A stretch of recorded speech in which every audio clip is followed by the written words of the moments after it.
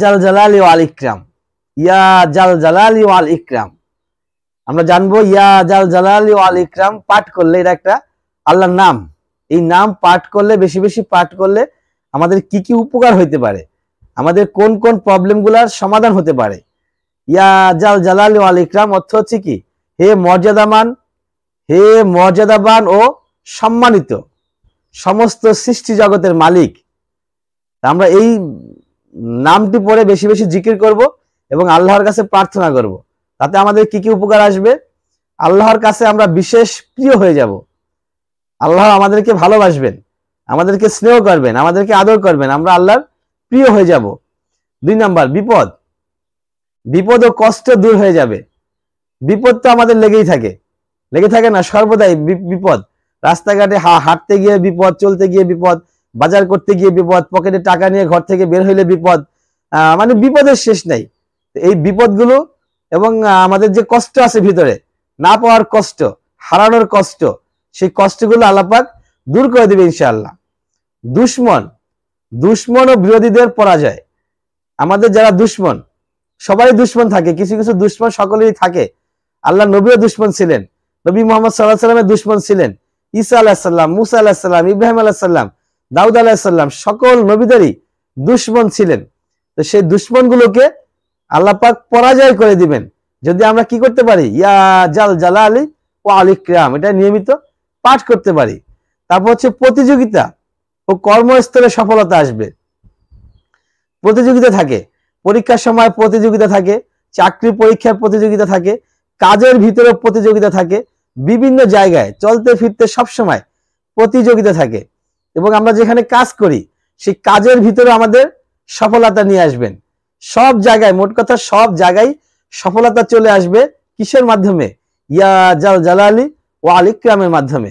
দুঃখ কষ্ট হালকা হয়ে যাবে। দুঃখ নাই এরকম মানুষ খুঁজে পাওয়া খুব মুশকিল। দুঃখ যে নাই সেই মানুষ আপনি খুঁজে পাবেন না।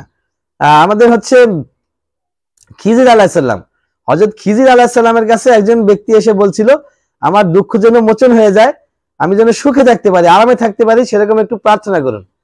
তখন সে ওই লোকটিকে বলছিল, তুমি যাও এমন একজন ব্যক্তিকে ধরে নিয়ে আসো, খুঁজে নিয়ে আসো, যেই ব্যক্তির ভিতরে কোনো প্রকারের দুঃখ নাই, কোনো টেনশন নাই, খুব আরামে আছে, তার মতো করে আমি তোমাকে দোয়া করে দিব, আমি চাইবো তুমি যেন তার মতো সুখে থাকো। তো সেই লোক ওই রকম একজন ব্যক্তিকে খুঁজে আনতে পারেন নাই যার ভিতরে কোনো দুঃখ নাই, যার ভিতরে কোনো কষ্ট নাই।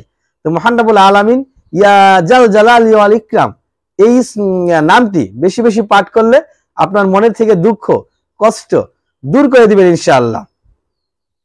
অর্থনৈতিক উন্নতি, টাকা পয়সা, অর্থনৈতিক উন্নতি করতে সবাই চায় পকেট ভর্তি টাকা থাকুক, ব্যাংকে ব্যালেন্স থাকুক, প্রত্যেকটা ক্ষেত্রে যেন চলতে ফিরতে কোথাও অর্থের কোনো প্রবলেম না হয়, টাকা পয়সার কোনো প্রবলেম না হয়, সেটা সবাই চায়। ঠিকঠাক মতো আরাম আয়েসে যেন বাজার করতে পারি, সেই যে চিন্তা ভাবনা সবার আছে। এই অর্থের যে প্রবলেমটা আছে সেই প্রবলেমটার সলিউশন আসবে ইয়া জাল জালালি ওয়াল ইকরামের মাধ্যমে।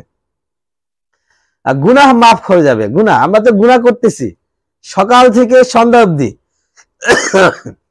সকাল থেকে সন্ধ্যা অবধি আমরা গুনাহ করতেছি, আমাদের গুনার শেষ নেই। এই গুনাহগুলো ক্ষমা করে দিবেন। কে ক্ষমা করে দিবেন? মহান রব্বুল আলামিন ক্ষমা করে দিবেন। কেন? ইয়া জাল জালালি ওয়াল ইকরামের মাধ্যমে। আত্মবিশ্বাস ও সাহস বৃদ্ধি পাবে।